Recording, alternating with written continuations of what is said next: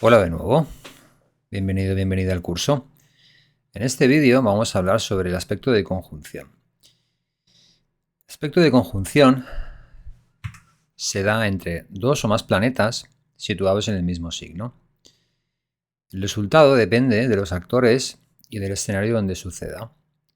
Esto lo que sí implica, de forma segura, es una unión, una fusión o una mezcla.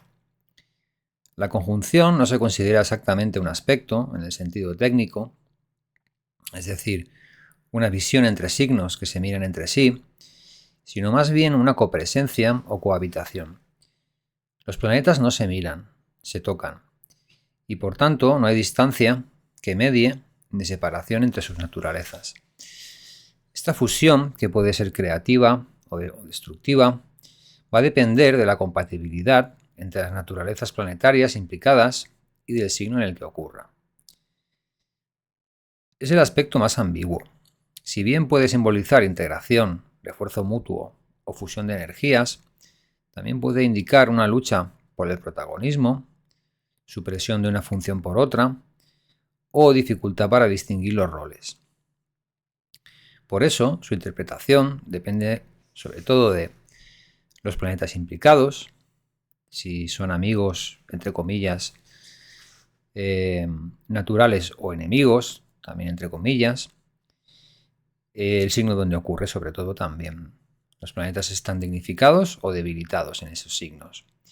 Es como si los actores, en esta conjunción, se peleasen por ver quién es capaz de desarrollar su papel de forma más explícita, ocupando el mismo espacio en el escenario, pisándose así los unos a los otros con este afán de protagonismo. Cuando hay más de 3 planetas en el mismo signo, se dice que tenemos un stellium. ¿Sí? Entonces, el término stellium es relativamente moderno. Se podrá entender más bien como multitestimonios, ¿sí? O concentraciones arquetípicas, pero siempre considerando que cuando muchos planetas están en un mismo signo o casa, esa área de la vida se vuelve sobrecargada y los significados pueden quedar distorsionados o exigir una integración más compleja. En una interpretación se ha de poner especial atención a los planetas más lentos o dominantes en ese conjunto, para entender quién de esos actores, qué actor es el que lleva la voz cantante, ¿sí? Qué actor es el que está elevando su voz por encima del resto. También me gustaría mencionar, al respecto de esto que hemos comentado sobre cómo reconocer si dos arquetipos planetarios son amigos o enemigos, entre comillas, podemos echar mano, por ejemplo, ¿no?, a modo de síntesis, como guía, podemos echar mano del gráfico de domicilios y sobre todo de exaltaciones que hemos visto anteriormente para entender qué arquetipos, cómo funcionan los arquetipos planetarios a través de sus dignidades, o dónde se encuentran más cómodos o encuentran incomodidades debido a tener a otro planeta justo enfrente, oponiéndose, entre comillas, a sus formas naturales de expresión. Esto no es bueno ni es malo, es sencillamente la demostración de la flexibilidad del lenguaje astrológico, que lo que pretende es explicar la vida con toda su complejidad. Es como, por ejemplo, si decimos el cielo es azul. Y así es, pero a veces no lo es, ¿sí? Cuando llueve, al atardecer o al amanecer, por ejemplo, no tiene el mismo color, ¿no? Quizá pues en esos momentos adquiere tonalidades más rojizas, así como por ejemplo a lo largo del año, ¿no?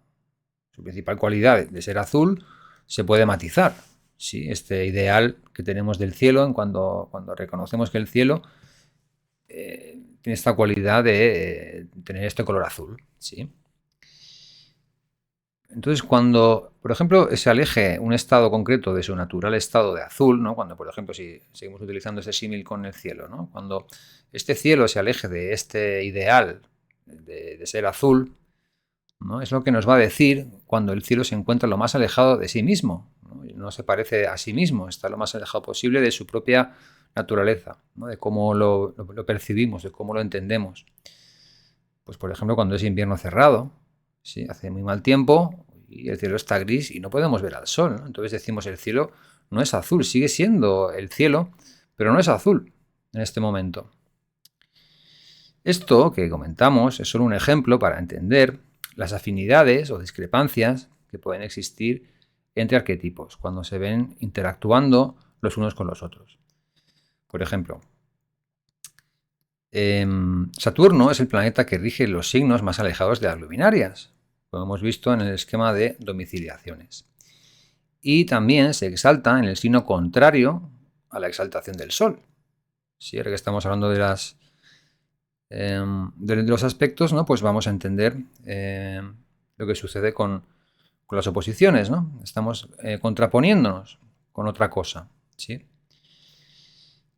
Este hecho nos da a entender que Saturno y el Sol no son arquetipos afines. No quiere decir que no se puedan llevar, entre comillas, sino que sus significaciones distan bastante la una de la otra. ¿Sí? Por ejemplo, para reconocer si dos arquetipos son amigos o enemigos. ¿Sí? Muy a grosso modo.